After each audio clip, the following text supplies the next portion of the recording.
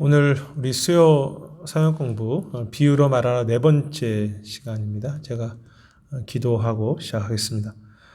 사랑의 하나님, 오늘 저희가 함께 또 주님의 비유를 통해서 하나님께서 하나님 나라에 대해서 어떻게 이야기하시고 또 우리가 무엇을 이 삶 속에서 또 적용하고 살아갈지 나누기 원합니다.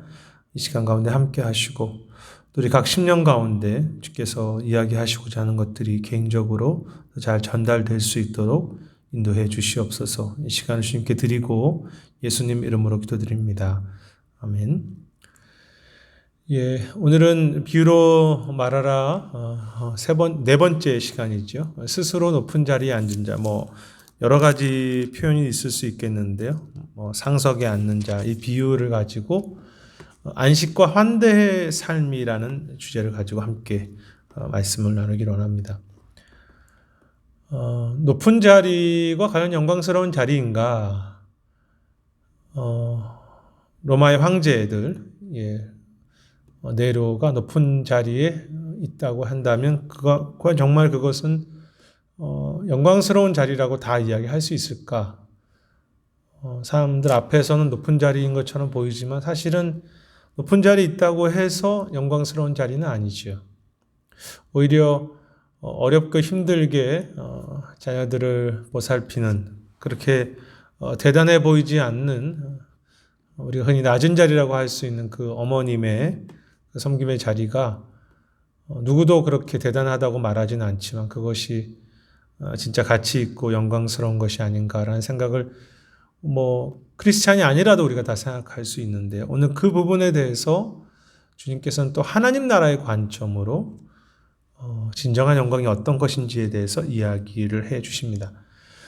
그러면서 크게 저희가 두 가지를 생각해 볼 수 있겠습니다. 오늘 비유가 14장의 비유가 나와 있는데 그 비유의 앞뒤 부분에 있는 이야기들 그리고 전체를 통해서 부끄러움과 영광이라는 주제의 그 두 가지 주제의 내용을 가지고 저희가 함께 살펴볼 수 있겠는데요.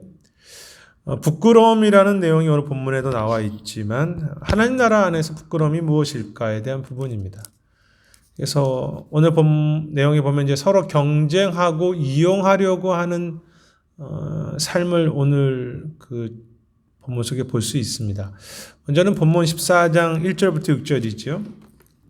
이 비유가 나오게 된 어떤 배경 같은 부분인데요.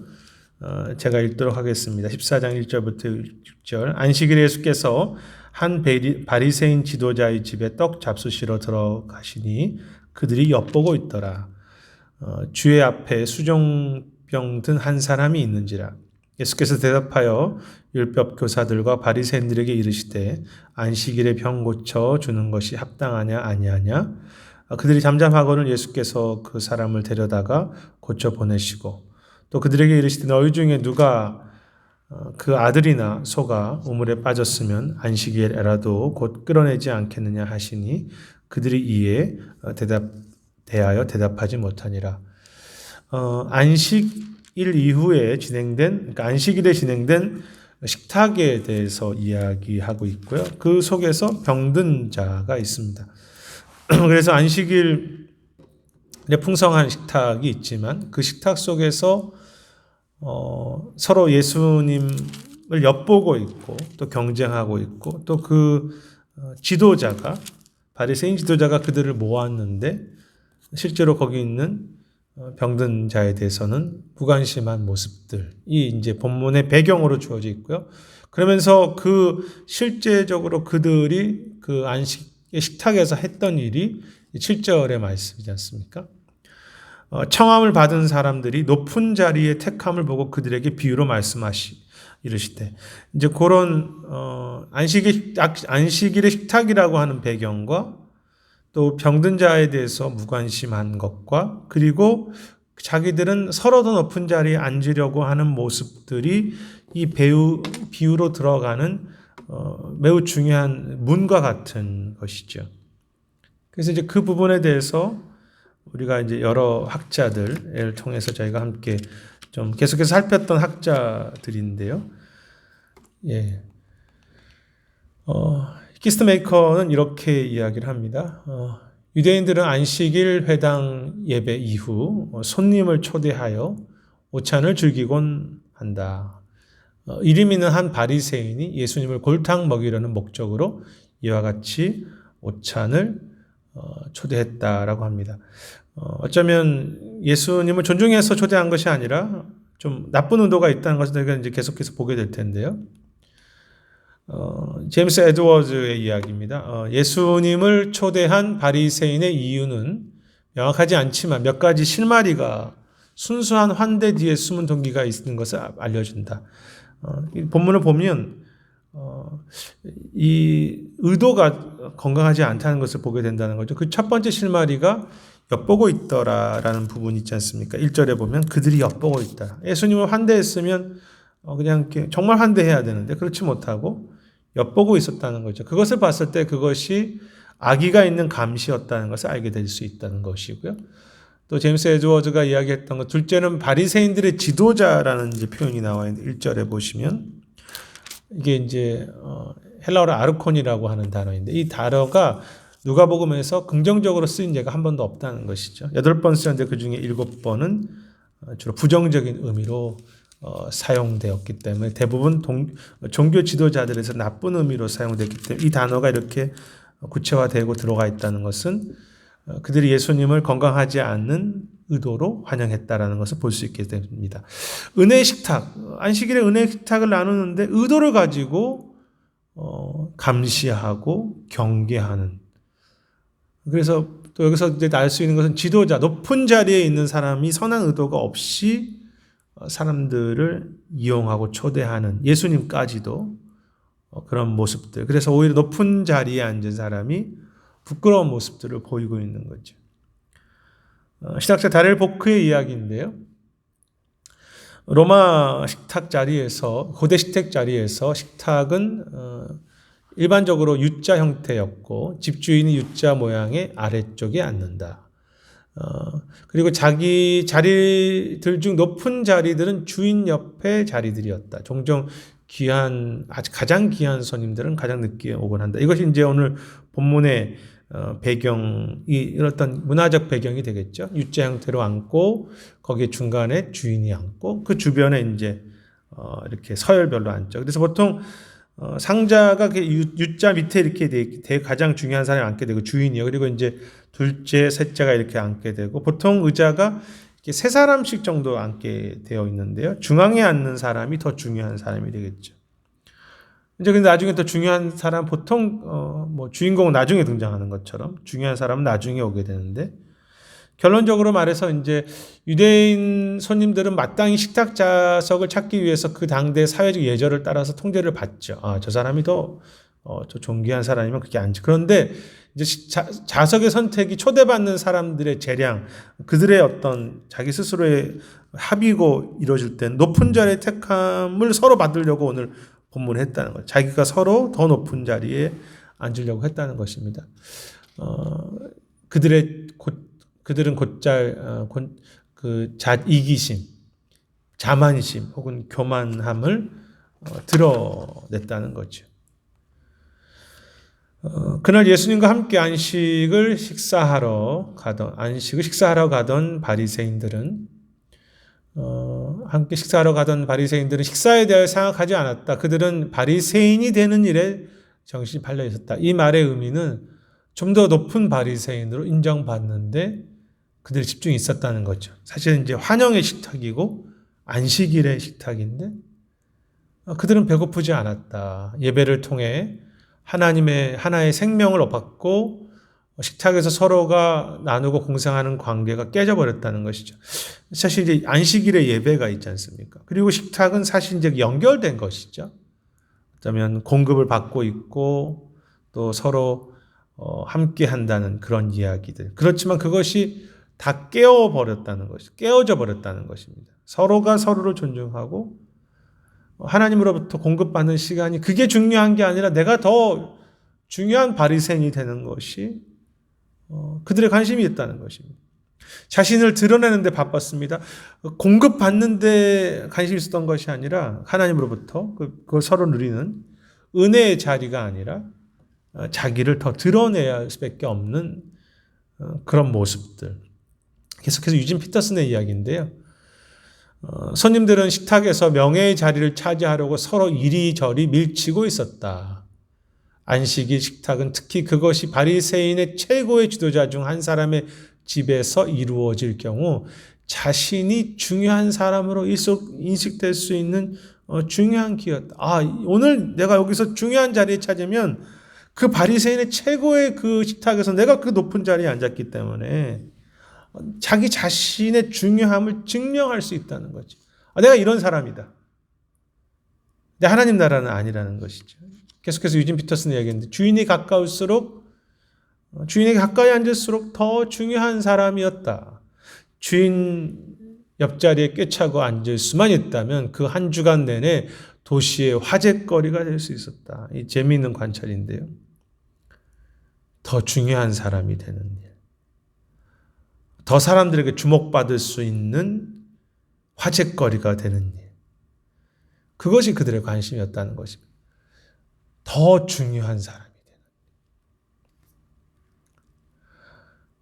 계속해서 유진 피터스 목사님 이야기입니다. 어쩌면 그렇기 때문에 적어도 그날 하루만이라도 가장 중요한 사람으로 보이려고 하는 경쟁이 유난히 치열했는지 모른다. 손님들은 자신이 유명한 바리새인의 안식일 식사에 초대받은 것으로 명예를 얻었다고 생각했다. 초대받았다는 그 내가 참 이 유명한 바리새인 지도자에게 내가 초대받았는데 이 사이에서 내가 더 좀 돋보이면 얼마나 좋겠는가 오늘 하루. 그렇다면 나는 정말 중요한 사람이 될 텐데. 이상하죠? 내가 존중받는다고 생각하면 더 허영심과 자기 스스로를 명예롭게 생각하고자 하는 열망에 사로잡히게 되고요. 그 식탁마저도 사실은 주인은 이들을 이용하는 거죠. 우리가 지금 정말 그 중요한 사람이 되려고 하는 게임이라고 할 수 있겠습니다. 중요한 사람 되는 게임에 목을 메고 있는 이 바리새인들을 보는데 유명한 지도자에게 초대받았으면 너무나 즐거운 것인데 그것이 만족하지 못해 더 중요한 사람이 되고 싶었다는 거죠. 우리 인간의 모습이 아니겠습니까? 더 대접받으면 더 대접받고 싶습니다. 초대받으면 더 초대받고 싶고 인정받으면 더 인정받음으로써 만족이 없는 것이죠. 내가 중요한 사람이 되었다고 하는 것은 내가 이 정도 대접받았는데 내가 좀 더 대접받을 수 있지 않겠는가? 내가 좀 더 환영받을 수 있지 않겠는가? 내가 좀 더 중요한 사람, 그래서 내가 더 중요한 자리에 오름으로써 중요한 사람이 되었다고 하는 그 착각을 하지만 사실 만족이 없는 것이죠. 그래서 더 중요한 사람이 더 초대받고 더 대접받으면 중요한 사람입니까? 사실은 오늘 본문에도 본인들은 모르죠. 더 취할 뿐이지요. 그리고 서로 이용하고 있는 것입니다. 주고받고 있는 것이죠. 오늘 이 지도자 이야기처럼 이용하고 경쟁하는 그것이 세상의 방식이죠. 다렐 보크의 이야기입니다. 신학자 주석을 쓰신 분인데요. 공동체를 시험해 볼 수 있는 훌륭한 리트머스 시험지는 아시겠죠? 이렇게 리트머스 시험지는 공동체가 행하는 얼마나 많은 일이, 그러니까 공동체가 행하는 일들 중에서 얼마나 많은 부분이 과연 얼마나 많이 자기를 섬기는 것과 정반대의 모습으로 바깥을 향해서 이루어가는지 살펴보는 것이다. 또 이렇게 이야기합니다. 이기심은 단지 개인적으로만이 아니라 공동체적으로 표출될 수 있다. 그래서 어떻게 보면은 내가 더 중요한 사람 되기 게임을 하고 있는 정도가 아니라 더 중요한 교회 되기 게임도 하고 있다는 거죠. 우리를 테스트해 볼 수 있는 것은 얼마나 많은 우리의 일들이 얼마나 우리를 섬기는 것과 반대 방향으로 바깥을 향해 성격하고 있는가. 공동체적으로도 이러한 이기심이 표출될 수 있기 때문이죠. 더 중요한 교회 되기 게임, 더 중요한 가문 되기 게임을 우리는 지속적으로 하면서 그 이기심을 표출하고 있다는 것입니다. 우리는 스스로 모를 뿐이죠. 내가 그렇게 좀 주인 옆에 앉으면 사람들이 나를 대단한 사람으로 봐줄 것이다. 사실은 그것이 착각이고 그것이 부끄러움이죠. 이에 대해서 주님이 말씀하신 답변의 결과가 무엇입니까? 그 비유의 내용으로 들어간다 보면 그것이 결국 부끄러움이 되겠죠. 주님께서 낮추신다. 이거 상이 없다라는 본문이 되겠는데요. 이제 비유로 들어가겠습니다. 비유의 내용이 14장 8절부터 12절까지의 내용은 제가 읽겠습니다. 비유의 내용입니다. 너가 누구에게나 혼인잔치를 청함을 받았을 때에 높은 자리에 앉지 말라. 그렇지 않으면 너보다 더 높은 사람이 청함을 받은 경우에 너와 그를 청한 자가 와서 너더러 이 사람에게 자리를 내어주라 하리니 그때 내가 부끄러워 끝자리로 가게 되리라. 부끄러워. 10절입니다. 청함을 받을 때에 차라리 가서 끝자리에 앉으라. 그러면 너를 청한 자가 와서 너더러 버시어 올라 앉으라 하리니 그때에 함께 앉은 모든 사람 앞에서 영광이 있으리라. 이 부끄러움이라는 단어가 9절에 나오고 영광이라는 단어가 10절에 나오는데요. 무릇 자기를 높이는 자는 낮아지고 자기를 낮추는 자는 높이리라. 주님께서 말씀하시는 것은 결국은 낮추시겠다는 것입니다. 부끄럽게 하시겠다는 것입니다. 어떤 사람에게? 자기를 더 중요한 사람이라고 생각하는 사람에게. 그것이 어떤 모양이든지 내가 스스로를 높이는 사람에게 주님은 반드시 낮추시겠다라고 말씀하시는 거죠. 그리고 14장 2절입니다. 상이 없다는 12절입니다. 상이 없다는 말씀인데요. 12절에 보면 또 자기 이제 비유 위에 말씀하신 거죠. 또 자기를 청한 자에게 이르되 이제 주인입니다. 너가 점심이나 저녁이나 베풀거든 벗이나 형제나 친척이나 부한 이웃을 청하지 말라. 두렵건대 그 사람들이 너를 도로 청하여 내게 갚음이 될까 하노라. 예수님은 주인의 의도를 파악한 것입니다. 그 온 사람들도 힘이 있는 사람들, 대단한 사람들을 초대하면서 그 사람들도 너를 초대하지 않겠는가? 서로 주고받는 혜택의 관계니까, 기브앤테이크의 어떤 서로의 그 식탁이니까, 그럴 때 너에게는 갚음이 될까 하노라. 남은 상은 없다는 것입니다. 이미 다 받았으니까. 내가 그 사람을 어떤 조건을 가지고 잘 대해 주어서 그 사람이 그 조건으로 나를 또 다시 잘 대해 줄 것이기 때문에 하나님 앞에서의 상은 없다는 것이죠. 부끄러움입니다. 남은 상이 하나도 없는 인생. 다 이미 이 땅에서 대접받은 인생. 키스메이커. 예. 우리 리포머드 신학교 교수님이죠. 예. 모든 식탁의 자리가 채워졌을 때 한 귀인이 도착하였다. 주인은 이 귀인을 말석에 앉게 할 수 없었다. 그것은 치명적인 결례 행위이기 때문이다. 이제 본문에 대한 그런 비유에 대한 이야기죠. 더 중요한 사람이 도착하니까 그것을 자리를 비울 수밖에 없었다는 것입니다. 예수님에 의하면 우리는 높은 자리를 추구해서는 안 된다. 부끄러움에 대한 주님의 언급은 중요하다. 결국 이 본문에서 중요한 단어 중에 하나가 부끄럽다는 것입니다. 이 부끄러움이 이 비유의 중요한 부분이 되는 것이죠. 영광이라는 단어는 10절에 나오고 부끄러움이라는 단어는 9절에 나오는데 이게 반대가 된 것입니다. 나는 그것이 영광인 줄 알고 앉아 있었는데 결국은 부끄러움이 되게 한다. 내가 사람들 앞에 참 인정받는 줄 알고 있었는데 더 중요한 사람이라고 스스로 착각했었는데 결국은 주님 앞에서는 부끄러움이었다는 거죠. 어쩌면 우리는 내가 부끄러운 일을 하고 있다는 자체도 모르고 사는지 모르겠습니다. 내가 이렇게 인정받는 것이 얼마나 부끄러운 것인지를 모르고 살기 때문에 사실은 불행이죠. 그런데 하나님 앞에서는 부끄럽게 하신다는 것입니다. 결국은 부끄럽게 하신다는 거죠. 부끄러움을 깨달을 수 있는 것이 사실 은혜이죠. 스스로 높아지려고 하는 것이 부끄럽다는 것입니다. 제임스 에드워즈의 이야기입니다. 예수님과 동일한 교훈이 잠언 55장에도 나와 있죠. 높은 자리에 앉지 말라고. 이 비유는 스스로 높이는 것에 어리석음을 경고한다. 근데 왜 그것이 그렇게 어리석은가? 결혼 예식의 비유로 주제가 선정된 것은 청하는 자가 하나님이신 것을 암시한다는 것이죠.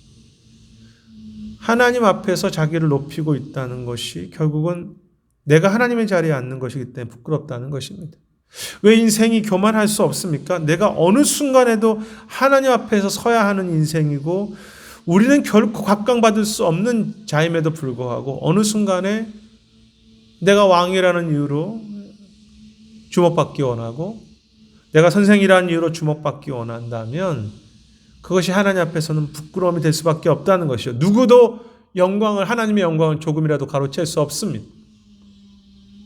모두가 백성이고 종일 뿐입니다. 그래서 어느 순간에도 내가 어떤 형식의 영광을 내가 스스로 얻으려고 했을 때 내가 좀 더 중요한 사람이 되려고 한다면 그것이 부끄러운 것이죠. 하지만 우리는 그럼에도 내가 그래도 하나님 앞에서 내가 그래도 요거 영광은 내가 취할 수 있지 않겠는가? 내가 그래도 이 정도는 중요한 사람이지 않겠는가라고 스스로 생각하죠. 복음적인 중요한 사람이 아니라 경쟁 관계 속에서 내가 저 사람보다 더 중요한 사람이 되려고 하는 것. 다렐 보크의 이야기인데요. 하나님은 자기를 높이는 사람들은 하나님 앞에서 자기를 높이면서 하나님으로부터 낮아짐을 당할 것이다. 높아짐과 낮아짐은 하나님의 평가로 주어진다는 것을 말해요. 사람들이 지금 나에게 어떤 평가를 하고 나에게 내가 스스로를 어떻게 평가하는 것은 다 그것은 어떻게 보면 허상이라는 것입니다.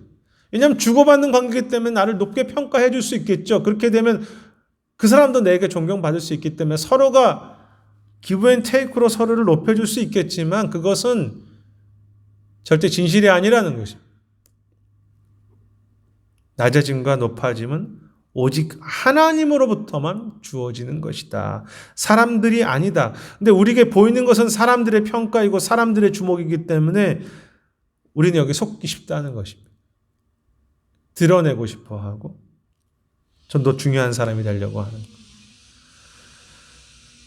것. 제임스 에즈워즈 이야기죠. 주인과 가까운 위치에 앉은 것이 인간의 본성이지만 그렇죠. 본성이죠. 더 중요한 사람이 위험 부담도 존재한다. 왜냐하면 더 중요한 사람이 도착하면 주인은 이 사람에게 자리를 내어주라고 말하게 될 것이고 그때 부끄러워서 끝자리로 가게 될 것이기 때문에 부끄러움이 있다는 것입니다. 어느 순간에 하나님께서 그 부끄러움을 깨닫게 하신다는 거죠. 하나님 앞에서 또 세상 속에서 내가 높이려고 한다면 그래서 어떻게 보면 주 앞에 서기 전에 이 부끄러움을 깨닫게 하신다면 이 부끄러움을 경험할 수 있다면 내가 이렇게 하려고 했던 것이 정말 부끄러운 일이구나. 그리고 비참한 일이구나.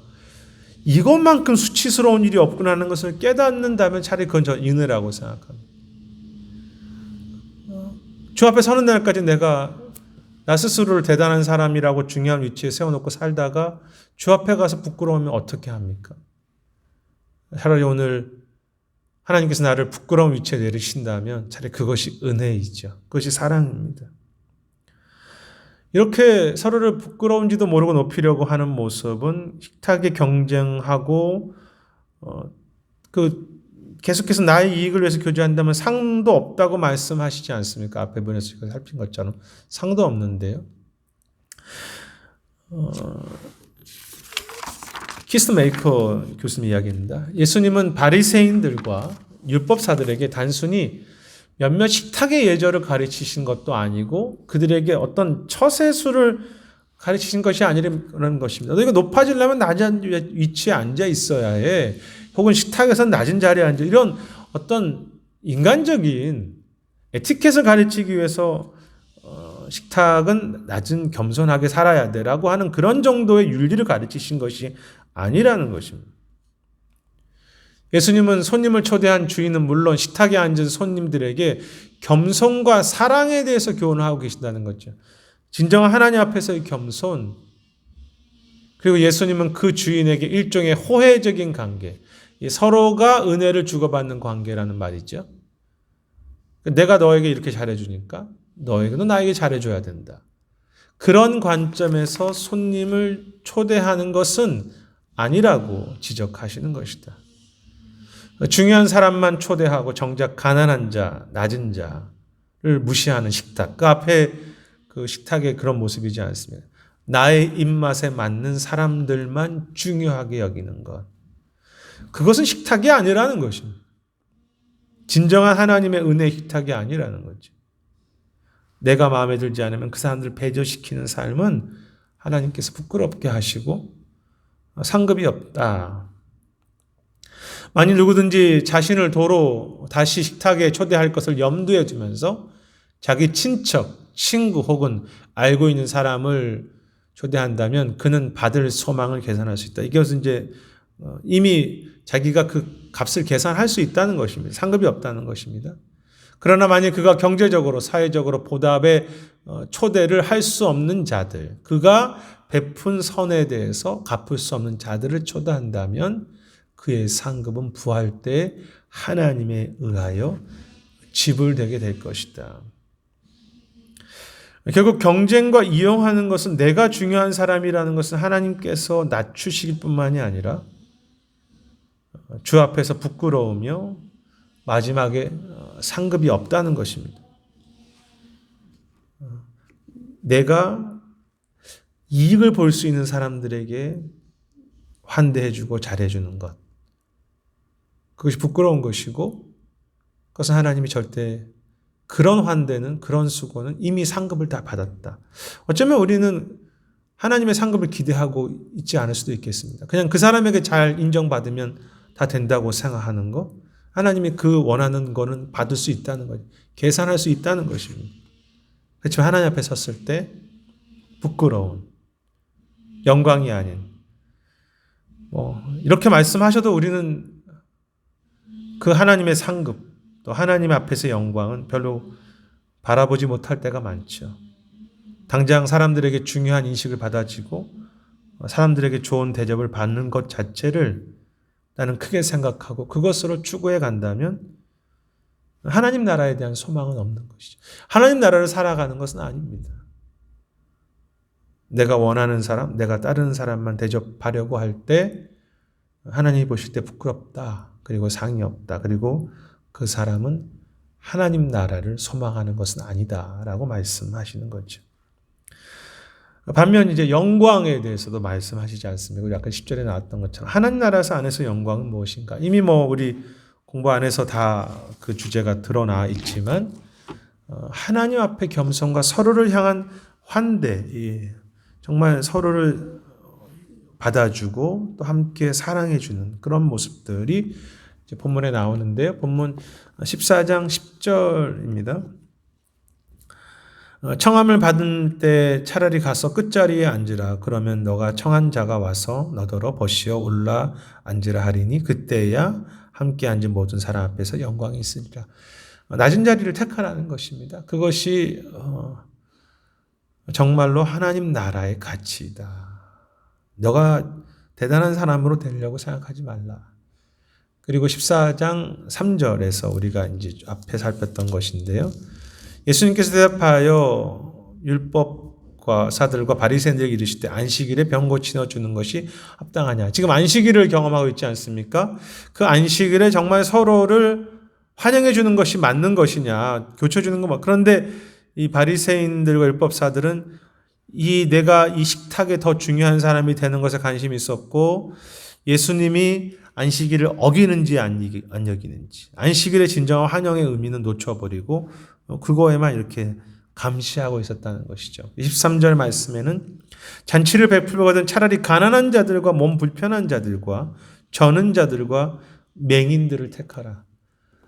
안식일의 식탁의 환대를 진정한 그 의미의 환대, 환영, 함께함을 실행하라는 것입니다. 가난한 자를 돌보고 약한 자들을 초대함으로 너에게 갚을 수 없는 자들을 초대함으로 다리엘 보크의 이야기입니다. 하나님 앞에서 그리고 하나님이 누구신가라는 측면에서 그 누구도 높은 자리에 서 있을 수 없다. 정말로 그 오시는 중요한 분이 계시니까.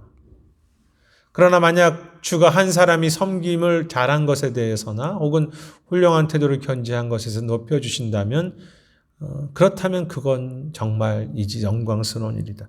우리 스스로 높아질 수 없고요. 주께서 높여주실 수 있는데 그때도 저는 그렇게 생각합니다. 그 순간에도 우리를 높여주신 순간에도 다시 낮아져야 하죠. 왜? 내 자리가 아니니까. 다만 하나님께 다시 그 면류관을 드려야 하는 우리가 그것에 대해서 내가 이렇게 받을 수 있는 사람이라고 생각하는 순간 우리는 높은 자리에 이미 앉아 있는 것. 주께서 높여질 수도 있겠습니다. 그러나 그럼에도 주님께 그 영광을 올리는 것이 진정한 겸손이지요. 사실 예수님은 그 다리가 이제 수종병, 다리가 아픈 사람을 고쳐 주셨고 그를 고쳐주기를 물어봤는데 그 사람들은 대답도 하지 않습니까?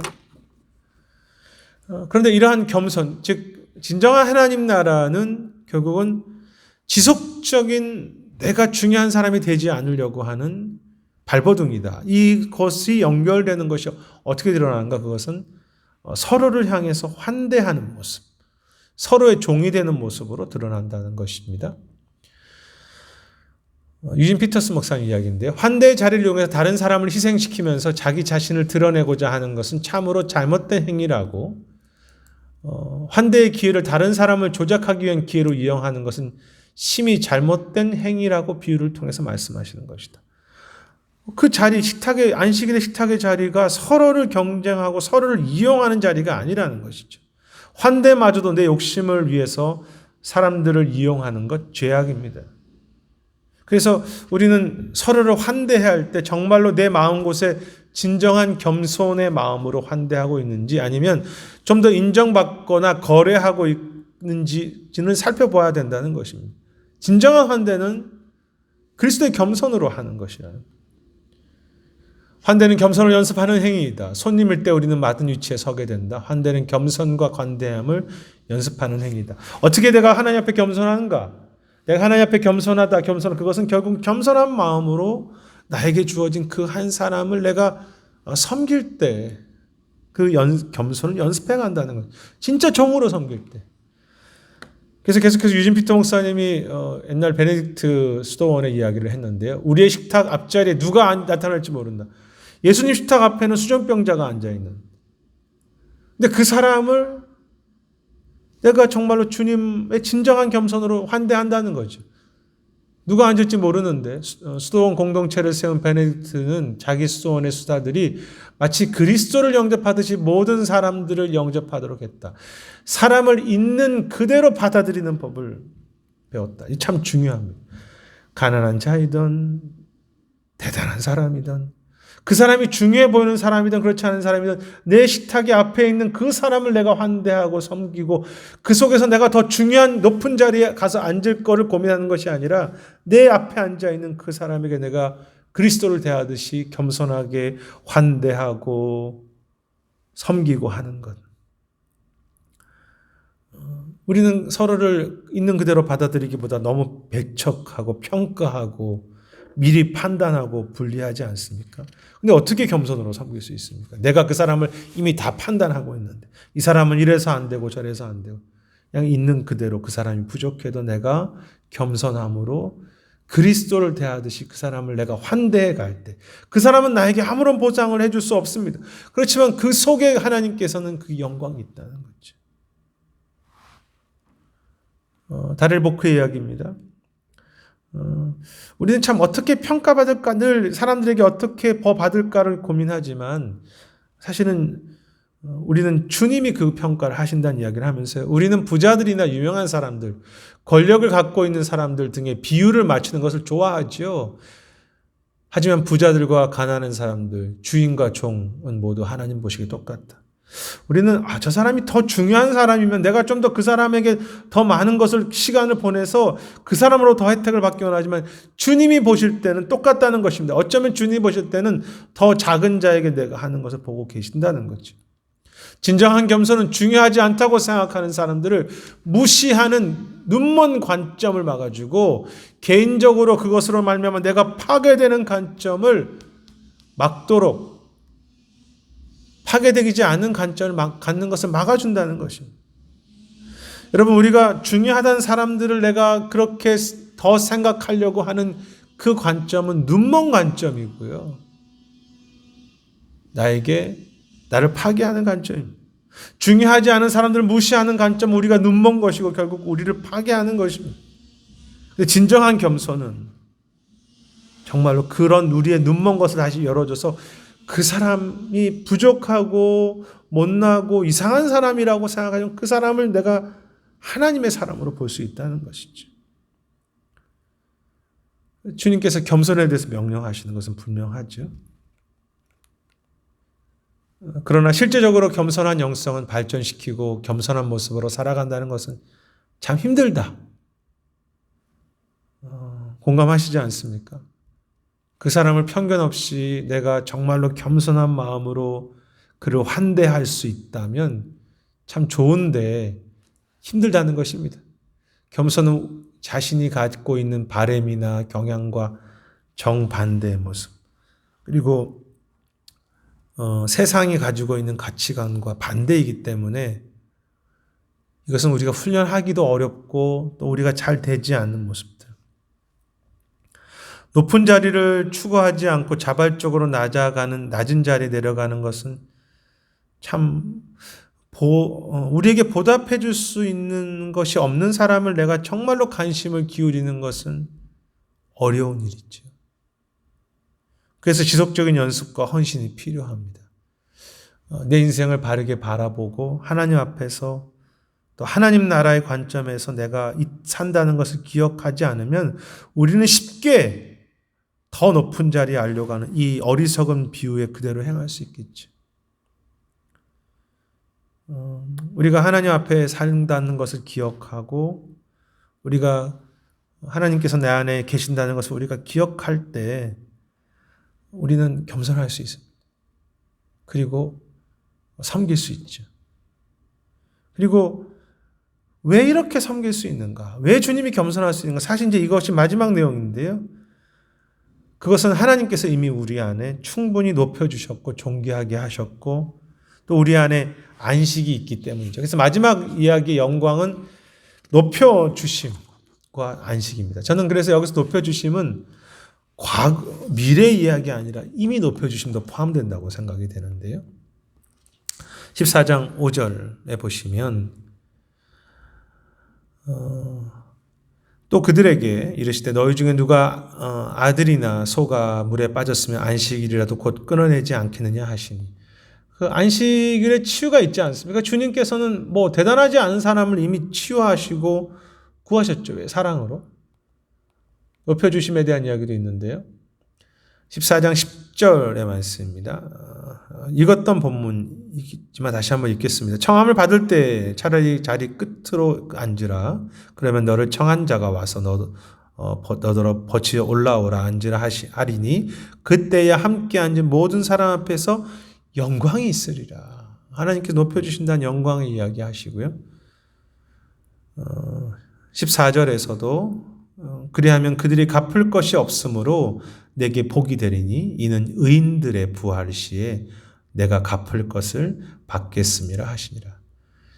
영광과 갚아 주십니다. 우리가 정말로 하나님 앞에서 겸손으로 살아갈 수 있는 우리를 높여주시고 있기 때문에 지금도 이미 높여주셨죠. 그리고 마지막에 높여주실 것이고 우리 안에 이미 그 안식이라고 하는 안식일을 경험하고 예배를 경험하고 안식일에 식탁에 와 있으면 얼마나 행복한 사람들입니까? 이미 하나님의 임재가 있는 사람들, 이미 하나님께서 그 자녀 삼으셔서 어떻게 보면 이 식탁에 초대받았던 사람들은 그거로 충분한 사람들이죠. 안식일 예배를 드렸죠. 안식일 식탁에 초대받았죠. 높은 그 사람에게 이미 초대받았으면 충분히 이미 존귀한 사람들인데 물론 이 비유로만 본다고 해도. 그리고 안식일 식탁은 그 속에서 하나님의 평화와 은혜가 우리 안에 이미 시작되지 않았습니까? 근데 그것을 우리는 어떻게 보면은 내가 더 얻어야 되는 영광이라고 생각해요. 내가 더 얻어야 되는 높은 자리인데 주님이 말씀하신 그것이 아니라 이미 너희를 높여줬고 더 높여주게 할 것이. 왜냐하면 더 겸손하게 가니까. 그리고 이미 너에게 안식이 있다는 것입니다. 달의 복그 이야기입니다. 하나님이나 다른 사람들로부터 영광을 받기에 적절한 시간이 있다. 그러나 그런 영광은 자연스럽고 자발적으로 나타난 것들이어야 한다는 것입니다. 우리 스스로에게 물어볼 필요가 있습니다. 우리가 관심을 받기를 추구하고 있지 않은가? 의도적으로 내가 그래서 더 영광스럽게 되려고 하고 있지 않은가? 그것은 의미가 없다는 것입니다. 왜냐하면 하나님으로부터 시작돼야 되고 그것은 매우 자연적이고 그리고 자발적으로 나타나야 된다는 것이죠. 다른 사람에게 무엇인가 보답할 수 있는 그것에 예민하게 행동하고 있다면 그것은 우리가 이미 하나님 나라의 관점으로 살고 있지 않은, 이미 하나님 나라를 풍성하게 우리가 경험하고 있는데요. 자기 스스로를 높이는 것이 아니라 하나님이 높여주시는 것에 대해서 이야기하는 것을 통해 도대체 어디에 높임과 영광이 있는지 보여준다. 또 하나님은 겸손한 사람을 높여주신다고 분명히 말한다. 계속해서 이야기하고 있는 부분인데요. 무엇이 영광인가? 무엇이 높여주심인가? 이미 우리는 그 영광을 누리고 있는 사람들, 또 이미 충분히 높임 가운데 있는 사람들이 아닌가? 그러면 부끄러움 대신 영광을 얻게 될 것이다. 내가 잘못된 것을 추구한다면요. 하나님도 이런 영광을 다가오시되, 그러니까 우리가 바른 것을 추구한다면 부끄러움이 아니라 겸손한다면 영광을 얻게 될 것이고, 하나님도 이러한 영광을 다가올 시대 우리에게 주실 것이라는 거죠. 이미 말씀드렸던 것처럼 영광을 주실 것이기도 하지만 이미 영광스럽게 하셨다는 것이죠. 그래서 내가 종이 돼도 전혀 상관이 없습니다.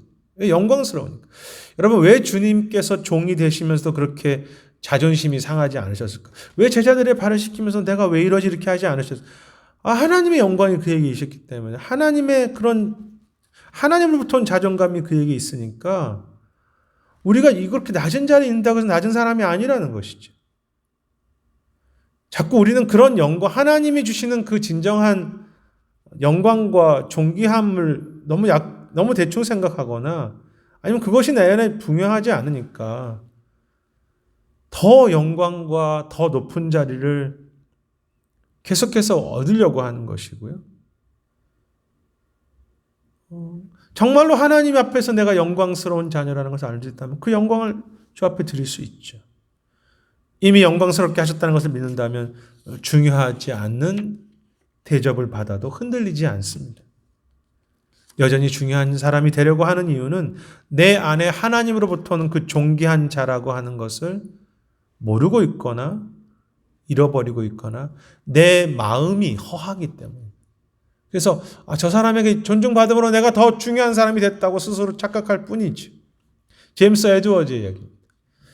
비유의 종말적인 역전, 마지막 때 역전은 누가복음에서 자주 등장하는 주제라고 이야기하죠. 맞습니다. 이 말씀은 하나님이 높은 자를 낮추시고 겸손한 자를 높이실 것을 의미한다. 계속해서 나오는 이야기인데요. 그렇지만 바리새인들은 스스로 높이고 싶어 한다. 왜?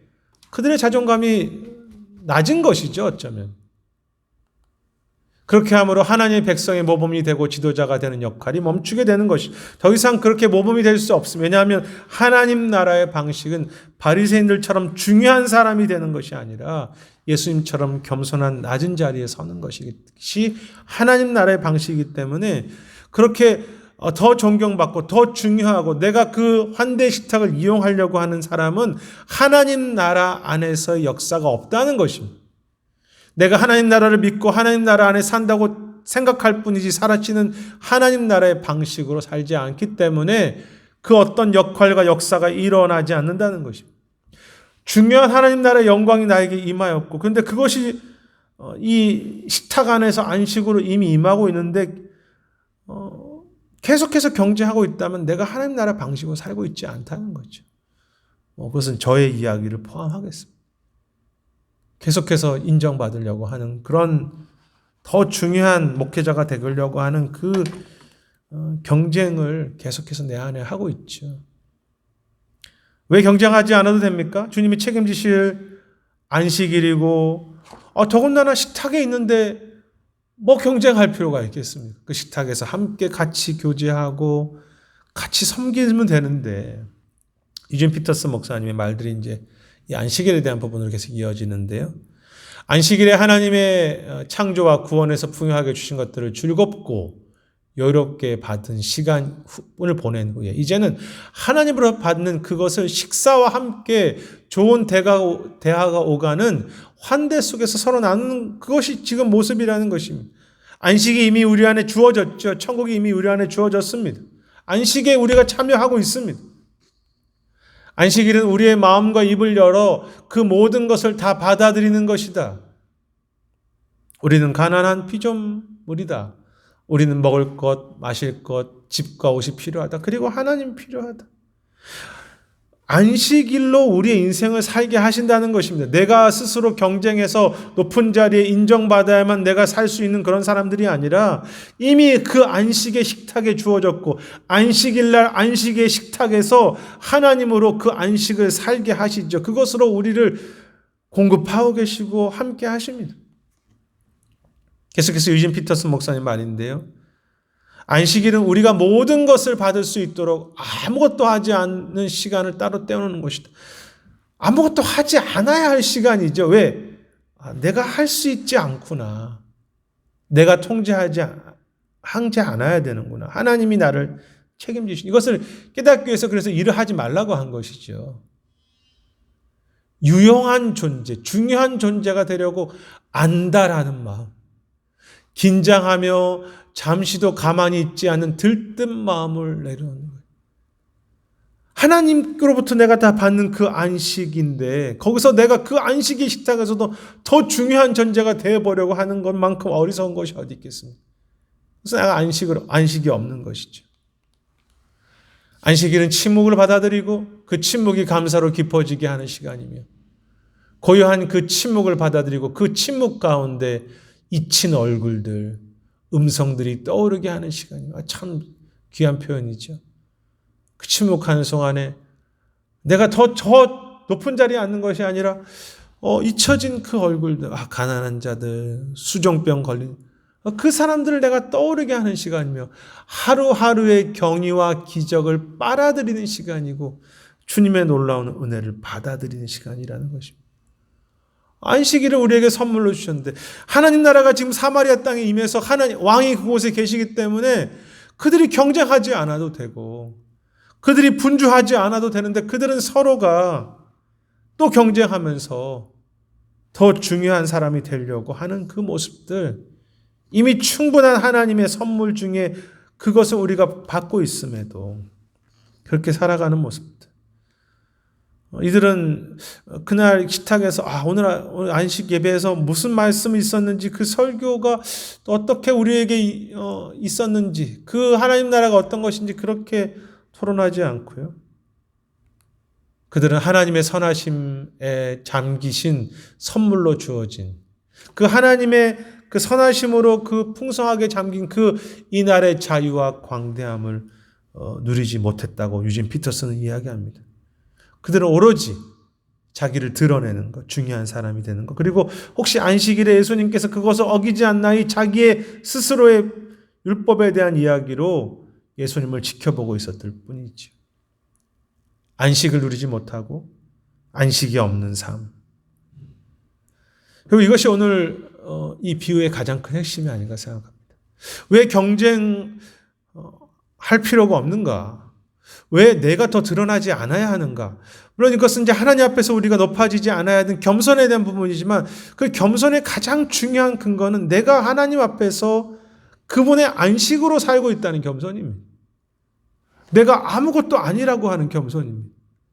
내가 지금 이렇게 살고 있는 것도 하나님의 모든 주권 안에 살고 있다는 그 겸손을 깨닫는다면 어떻게 내가 거기서 더 중요한 존재로 내가 드러내려고 그것에 관심을 갖겠습니까? 내가 어떻게 주님이 주신 그 안식의 은혜를 서로에게 나누는 것 속에서도 서로에게 경쟁하고 나에게 필요한 사람을 사용하는 그렇게 이용하는 것으로 내가 허비할 수 있겠습니까? 우리에게 안식이 주어져 있습니다. 우리를 이미 존귀한 자로 세우셨고 그리고 마지막에 더 그렇게 살 때 존귀한 자로 세우시겠다고 약속하셨다면 그 모든 영광이 하나님께 있다고 생각한다면 왜 오늘 우리에게 주어진 물론 우리 본성은 자꾸 교만하려고 하지만 불안하지만 그것 때문에 우리가 허비할 것인가? 주님께서는 말씀하시죠. 그렇게 하지 않고 그 안식일에 서로 초대하고 안식일에 주 앞에서 겸손한 자리에 앉으라. 그래서 마지막 이야기입니다. 제임스 에드워즈의 이야기인데요. 예수님의 제자의 도는 스스로 높이는 자가 되는 것이 아니라 그건 당연하겠죠. 도리어 그러한 유혹에서 자유한 것. 참 중요하죠. 자기 집착에서 자유한 것이다. 높이는 자가 되는 정도가 안 되는 정도가 아니라 그런 유혹에 자유해지는 것. 그것이 제자도라는 것입니다. 자유케 하신다는 것입니다. 왜? 개인의 정체성과 명예를 인생에서의 지위에 주신 것이 아니라 인생에서 내가 누가 더 높고 누가 더 낮음에 주신 것이 아니라 초대하신 하나님께서 주심을 신뢰하는 것이 예수님의 제자도이다. 내가 많은 것을 가졌던 못 가졌던, 적게 배웠건 많이 배웠건, 내가 교회에서 중요한 역할을 하고 있던, 그렇죠. 하나님께서 나를 초대하셨고 그분이 주신 명예가 내 안에 있다라는 것을 깨달으면서 내 정체성도, 내 명예도, 내 존귀함도 오직 하나님의 나라 안에서 하나님이 보장하셨고 하나님이 함께 하시는 것을 깨닫는 것이 제자도라는 것입니다. 우리는 어떠십니까? 이 비유 앞에서 그 하나님 나라의 안식이 내 안에, 그 하나님 나라의 그 영광의 존귀함이 내 안에 사실이고 믿어지고 그것이 나에게 중요하십니까? 아니면 더 중요한 사람, 더 내가 높은 위치에 올라야만 내가 정체성이 회복되는 것입니까? 오늘 안식과 환대의 삶입니다. 비유의 내용은 높은 자리에 올라가는 그거지만 사실은 예수님의 그 하나님 나라를 보여주는 것이죠. 안식이 있다, 환대가 있다. 근데 왜 부끄러운가? 하나님 나라를 살면서 그 안식이 있지만 계속 경쟁하기 때문에 부끄럽죠. 그리고 계속 내가 높아지려고 해서 그것은 부끄럽고 상이 없죠. 어쩌면 그 상이라는 것이 오늘의 안식과 환대마저도 하나님 나라의 존귀함마저도 내가 누리지 못하는 것이 또 상을 받지 못하는 오늘의 문제일 수도 있겠고요. 반대로 영광이 있다. 왜? 내가 많은 것을 잘해서가 아니라 어떤 경우는 내가 겸손의 영광이 있다는데 저는 그것보다가 아니고요. 그냥 하나님 앞에서 살아가는 것이죠. 하나님 앞에서 자랑할 게 없으니까 당연히 겸손할 수밖에. 그렇다면 하나님의 나를 향하신 그 존귀하게 하심, 하나님 앞에서의 그 겸손, 그리고 서로를 향해서 환대로 살아갈 때 높여주시고 안시겠다. 저는 그런데 이것이 반대로도 생각할 수 있다고 생각합니다. 높여주셨죠. 우리를 하나님의 자녀 삼으셨죠. 그러니 겸손할 수 있고요. 우리에게 이미 안식을 주셨죠. 그러니 우리가 서로를 향해서 환대할 수 있죠. 그래서 이것은 결과적인 것이 될 수도 있지만 그렇기 때문에 오늘 우리가 천국을 맛보고 살지 않습니까? 이미 임한 천국, 그 영광, 그 안식이 우리 안에 있기 때문에 우리는 겸손할 수 있고 또 서로를 환대할 수 있다라는 어떤 부분들을 저희가 함께 살폈습니다. 이 비유를 통해서 한 가지 기억할 수 있다면 저는 다 다르게 생각하실 수 있겠지만 여러분들은 어떤 것을 한 가지 붙잡으실 수 있겠습니까? 저는 내가 낮아지자 이런 부분 당연하겠죠. 겸손하자, 영광을 높여주자. 근데 더 중요한 것은 안식의 식탁에 내가 서 있다. 주님께서 나를 존귀하게, 주님께서 나를 대해 주시고 나에게 충분한 존귀하심을 주셨고 또 앞으로 주실 것이기 때문에 내가 오늘 더 중요한 사람이 되려고 경쟁할 필요도 없고 고민할 필요도 없다. 그럼에도 여전히 하고 있는 이걸 이제 깨닫지만 여전히 제 모습들을 보게 되면 여전히 좀 더 중요한 목사가 되고 싶은 마음이 제 안에 너무나 많고요. 이제 그래서 계속 우리가 더 이 비유를 대하면서 다시 회개하고 또 소망하면서 나아가야 되겠죠. 진정으로 영광스러운 자리는 이런 자리 아닌 거 알고 계시고요. 잠시 사람들에게 주목받는 자리겠지만 두고두고 욕먹는 자리가 되겠죠. 네로 황제 같은 경우도 대표적이겠지만 세상의 수많은 독재자들, 폭군들, 또 CEO들 그렇지 않습니까? 모두가 다 그렇다는 얘기가 아니라 정말 그 자리에서 한 아이를 돌봤던 그 겸손의 어머니의 아버지의 모습이 된다면 그것이 낮은 자리, 진 자리, 마른 자리, 그 정말 낮은 곳에서 섬겼던 그 거친 손이 영광스럽죠. 우리 다 그렇게 생각하지 않습니까? 부모님들의 자리. 그렇다면 우리의 진정한 자리는 그 십자가 앞에서 내려간 자리. 그래서 영광스러운 자리. 반대도 되죠. 십자가 앞에서 이미 영광으로 우리를 존중하게 하셨기 때문에 또 낮은 자리. 그래서 진정한 자리는 십자가 앞에서 내가 죽고 주님이 사는, 주님이 살고 내가 죽는, 그래서 또 주님과 함께 사는, 주님과 함께 살기 때문에 내가 또 죽는 그런 자리라고 믿고요. 계속해서 주 앞에 서는 날까지 오늘 주신 그 영광을 믿고 낮은 자리에 내려가고 낮은 자리에 내려감으로 말미암아 주께서만이 우리를 높여주시고 존중해가는 그 진정한 영광, 그 진정한 상급을 소망해 가시면서 사시는 우리 모두가 되시기를 주님의 이름으로 축원하겠습니다. 제 기도하겠습니다. 하나님, 오늘 이 비유를 통해서 우리 안에 있는 이 허영과 중요한 사람이 되려고 하는 이 부분들, 그리고 내가 하는 식탁의 환대마저도 서로를 이용하고 경쟁하는 그 모습들, 참 우리 세상의 모습이고 우리의 모습이고 때로 우리 교회 안의 모습인 것을 인정합니다. 주님, 주께서 어떻게 우리에게 영광을 주셨는데, 주께서 주신 그 안식의 의미가 무엇인데 우리가 그것을 너무 쉽게 생각하고 다른 안식을 찾고 다른 존귀함을 구하고 살아가는 우리들을 회개하며, 다시 한번 주께서 우리를 존귀하게 하시고 주께서 우리에게 안식을 주셨다는 것을 기억하고 주 앞에서 겸손하며 작은 형제, 또 나가 거리가 멀다고 생각하는 그 형제들도 환대하고 섬기고 또 섬겨가는 우리 모두가 되도록 인도해 주시옵소서. 감사드리며 예수님 이름으로 기도드립니다. 아멘. 모든 공부를 마쳤습니다.